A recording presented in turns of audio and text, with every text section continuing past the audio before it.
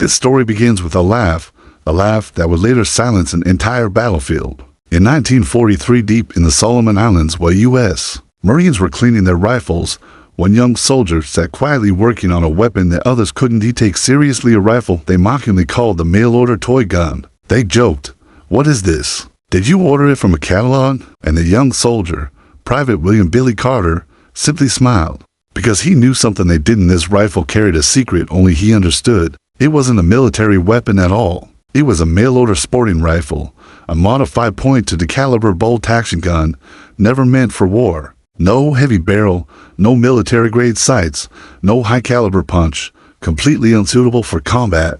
Yet Billy brought it to war anyway, because he trusted not the weapon, but his skill. Late October, heavy rain had poured over the jungles for 3 straight days.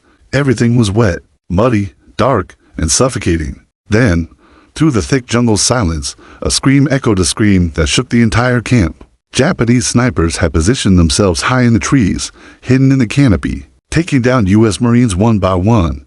Bullets came from nowhere, leaves trembled for a second, and then someone fell dead. In just 4 days, 7 American Marines were killed. The jungle had become a silent death trap. Every rustle felt like a threat. Every shadow felt like a gun barrel. The Marine commander was furious, yet helpless. No one could locate the snipers, hidden among hundreds of branches, leaves, and shadows.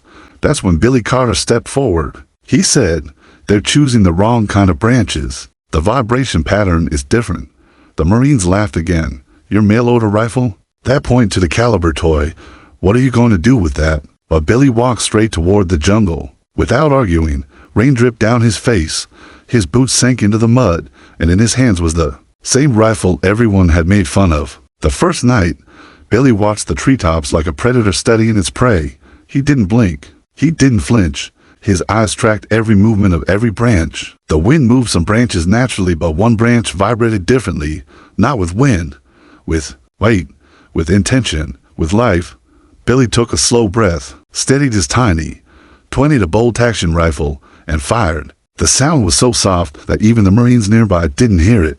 But something heavy fell from the tree. A Japanese sniper. The laughter in the camp started to fade. The second night, Billy didn't sleep. He sat in knee-high water, watching, listening, reading the jungle. Whenever a branch trembled against the natural wind pattern, he knew it wasn't nature, it was a sniper shifting position. Over the next 2 days, Billy silently dropped for more Japanese snipers with precise, almost ghost-like shots. His bullets were so quiet and so accurate that the Japanese couldn't understand how their best marksmen were dying without a sound.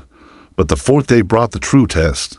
The rain had stopped. Sunlight filtered through wet leaves. The Japanese had now realized there was someone below who was hunting them. This time, they set a trap. 5 snipers positioned in a single tree, with 2 more providing crossfire from separate angles. It was a deadly, coordinated net.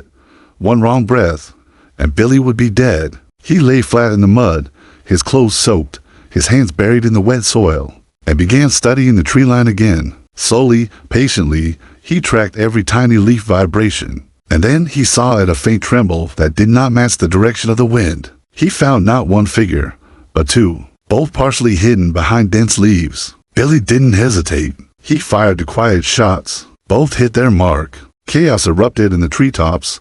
Snipers scrambled. Branches shook violently, but Billy was locked in. He had become the hunter now. Within minutes, more bodies fell from the trees. And on that very day, the 11th Japanese sniper died from the same toy gun everyone had ridiculed. When Billy walked back into camp, the Marines stared not at him, but at his weapon, the same mail-order rifle they had laughed at. Today, that rifle had saved their lives. The commander simply said, "We were laughing, and you were silently saving us." From that day on, no one ever mocked Billy Carter's mail-order rifle again, because they had seen with their own eyes that sometimes the most powerful weapon in war is not the rifle in your hands, but the patience, instinct, and mind of the man holding it.